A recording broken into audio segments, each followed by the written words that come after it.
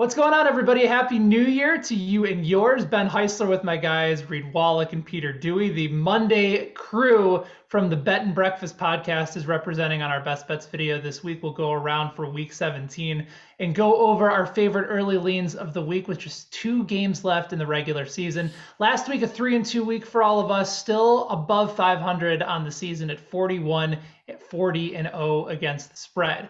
So, no Ian, no Donovan this week. So, Peter, you get to lead things off today. We're starting with a matchup between 2 teams, one that we expected to struggle, and another one that's just been some sort of a disaster, really, since Russell Wilson went down with a thumb injury. He's now back, but the Seahawks are still bad. That game playing in Seattle, total of 42.5, with the Lions 6.5-point dogs on the road. Who do you like?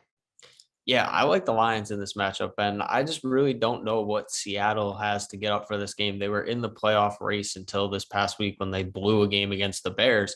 And so now it's just kind of like, where is this Seattle team going from here? They're probably going to end up blowing things up in some capacity at the end of the season, whether it's Wilson or Pete Carroll. But you look at the Lions, and I know they haven't been a good team in terms of winning games, but we've talked about it on this show multiple times. They play really hard and they cover a ton of games. They're 10-5 against the spread on the season. They're 5-3 against the spread as a road underdog. They covered last week against the Falcons with a backup quarterback. So Jared Goff is back this week. I like them a lot at almost a touchdown in this game. I just don't believe in Seattle at all. The offense has not been there. They do play well against the run, but overall they're 15th in the NFL in yards per play allowed. So I just don't see why we should be giving Seattle a touchdown in this game, basically. So I'll back the Lions to continue their strong start against the spread. Yeah, and if you look overall against those numbers against the run, a lot of that was due in the early portion of the season. They have struggled as of late against the run, and if the Lions are able to get DeAndre Swift back, that's a big boost for them. Probably part of the reason why we saw this line move from 7 down to 6.5. For you, Reed, you're looking at the Titans and the Dolphins. One team hanging on to the top of their standings, another team trying to make a little run in theirs. Dolphins have now won 7 straight after starting the season 1-7. I think you wrote about it over at BetSided, how they're the first team in NFL history to win 7 games in a row after losing 7 games in a row. Right now, they have the number 7 seed in the AFC playoff race. How do you see this matchup going down?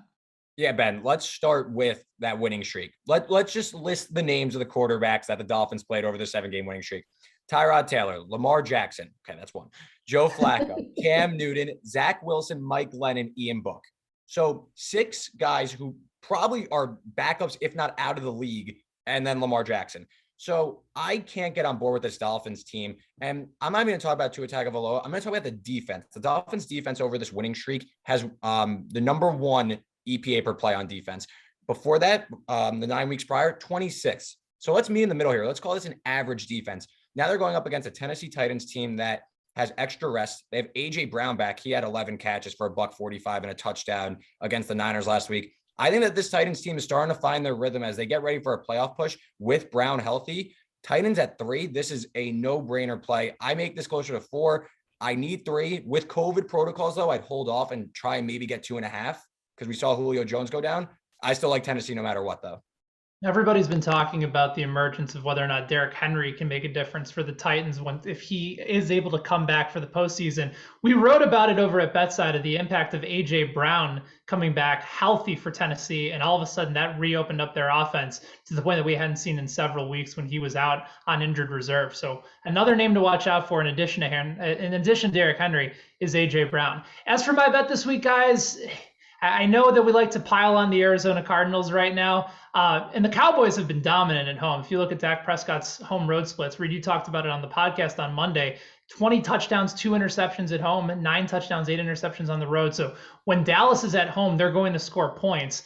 Dallas also has the best record against the spread in the league. But you know who's actually even better? It's the Arizona Cardinals as an underdog away from home. They're actually undefeated. They're 5-0 this year as a road underdog. And I saw the stat from Matthew Friedman, the Oracle over at FTN and Action Network. Cliff Kingsbury in his career, 12-3-2 against the spread as a road underdog.